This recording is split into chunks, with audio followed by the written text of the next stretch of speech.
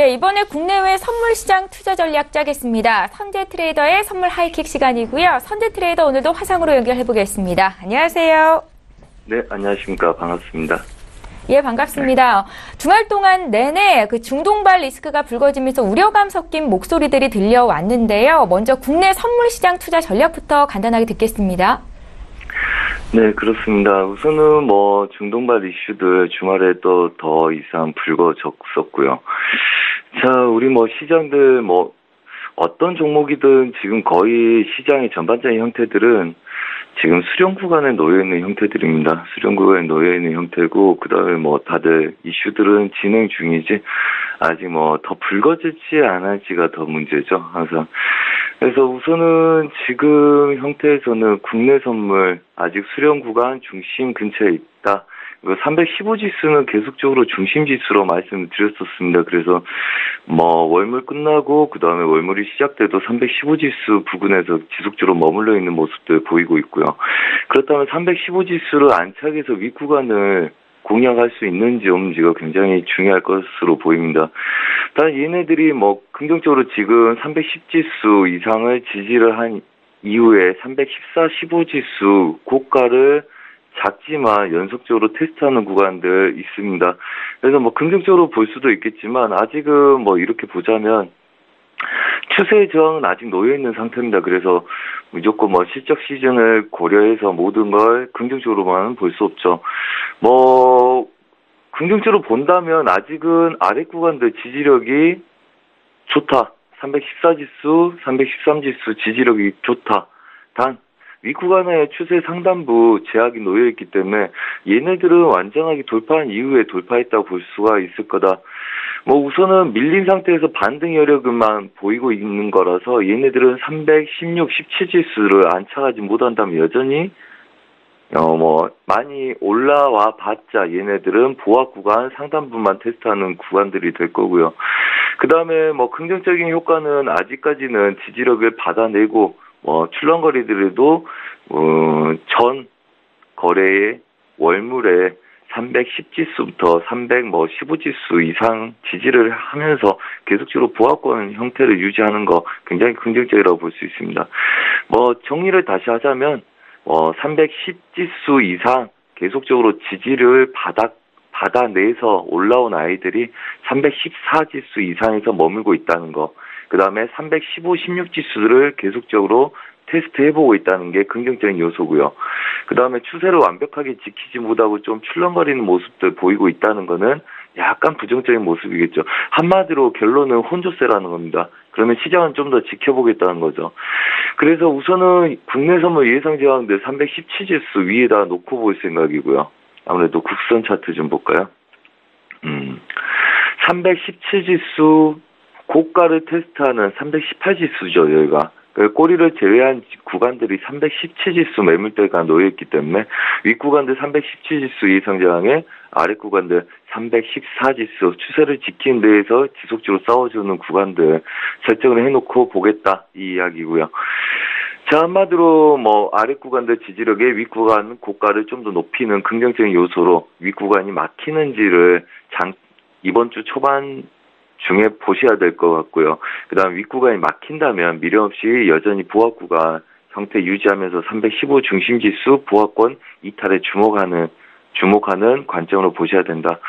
한마디로 말씀은 복잡하지만 이해력은 수렴 구간에 벗어나지 않는 아이들은 벗어났다고 인정하지 않고 싸운다. 고가에서 매도도 좋은 자리는 좋을 거고요. 그 다음에 눌림에서 매수 자리. 그래서 내가 어느 쪽 관점으로 보느냐에 따라서 좋은 자리를 기다렸다가 배팅하는 게 오히려 더 유익한 구간들이라고 보시는 게 좋겠다. 이렇게 말씀드리겠습니다. 그래서 314지수 지지력에 317지수 저항을 보고 보합권 매매 전략을 펼치겠다. 국선은 이렇게 말씀을 드리겠고요. 우선 S&P도 전반적으로 중심 구간에 놓여있는 형태고, 그 다음에 삼성전자 자체도 채널 구간에 하단부를 깨지 못하고 여전히 수렴 구간 중심 부근에 놓여있다. 아마도 모든 구간들이 중심 구간이기 때문에 보합권 매매 전략에 이탈하는지를 주목해서 보는 게 좋은 장이다. 이렇게 말씀을 드리겠습니다. 이상입니다. 예, 안전자산 선호도가 다소 높아질 수 있는 자리가 아닌가라는 생각이 드는데요. 유가 흐름도 좀 잘 봐야 될 것 같습니다. 해외 선물 시장 투자 전략도 전해주시죠.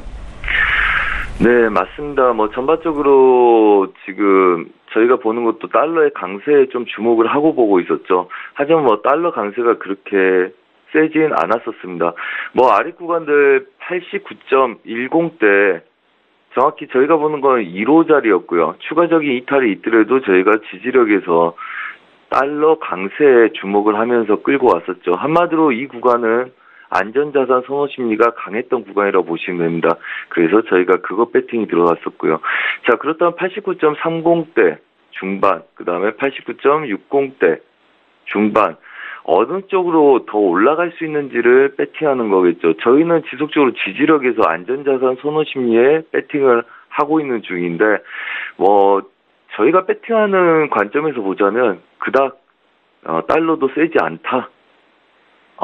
그렇다는 이야기는 지지력을 받아내고 지속적으로 옮겨갈 수 있는지를 봐야 되는데, 이렇게 추세선을 그어서 보자면 여전히 얘네들은 바로 돌파가 없다면 얘네들은 혼자 세다, 이렇게 볼 수 있는 구간들입니다.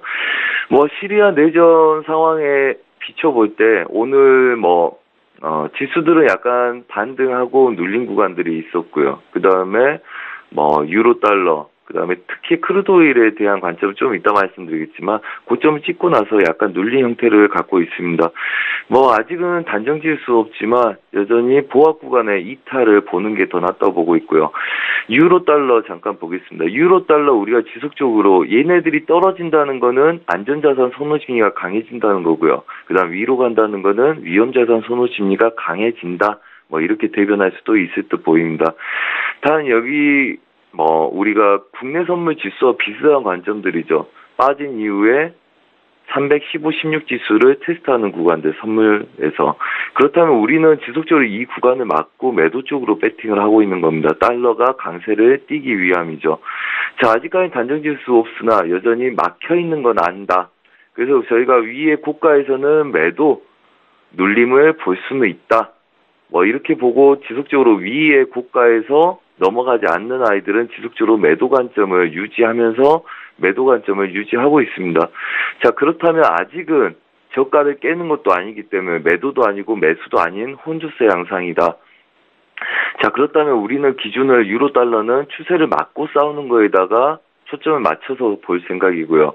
그 대신 아래 구간을 바로 돌파하는 걸 쫓아간다 하면 굉장히 위험해질 수 있다고 생각을 하고 있습니다. 그래서 얘네도 보합 구간, 여전히 수렴 보합을 배팅을 할 생각이고요.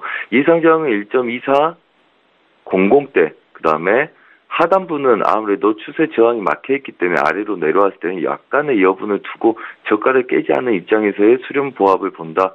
그래서 예상저항은 1.23650대를 보고 저희는 보합권 매매 전략을 펼칠 거다. 보합권 매매 전략을 펼친다는 것은 보합권 안에서는 보합을 인정하고 싸우겠다는 이야기고요. 그 다음에 추세가 나기 시작하면 그 이후부터는 추세를 인정하고 싸우겠다는 거죠. 그래서 아직은 보합권 안에 놓여있기 때문에 보합권 안에서의 매매 전략을 펼치는 월요일, 화요일을 보내고 그 다음에 다시 수요일 이후부터의 얘네들 추가적인 돌파 전략을 보겠다. 이렇게 이해하시면 될 듯 보입니다.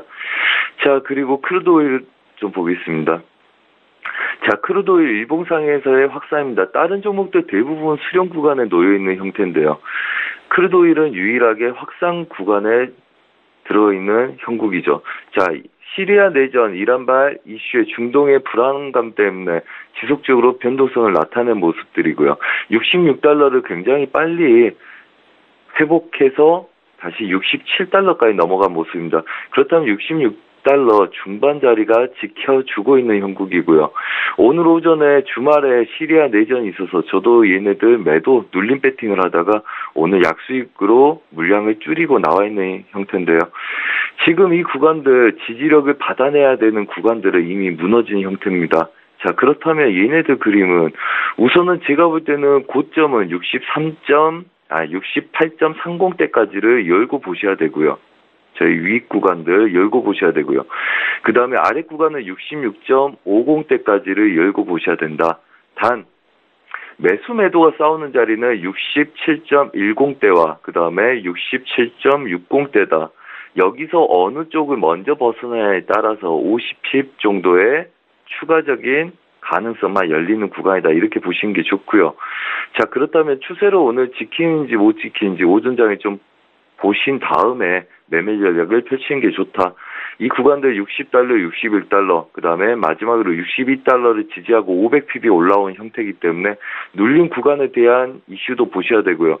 시리아에 대한 공습 자체가 새로운 이슈도 불거질 수 있지만 그 자체가 이슈의 마지막 상황일 수 있기 때문에 방향성보다는 우선 잘 시장이 지켜주는지를 먼저 보시고 시리아 중동발 이슈에 의한 불안정성이 크루드오일의 매수의 조건이 될 수 있는지는 월요일, 화요일 좀 더 지켜보시면서 매매에 임하시라 이렇게 말씀드리겠습니다.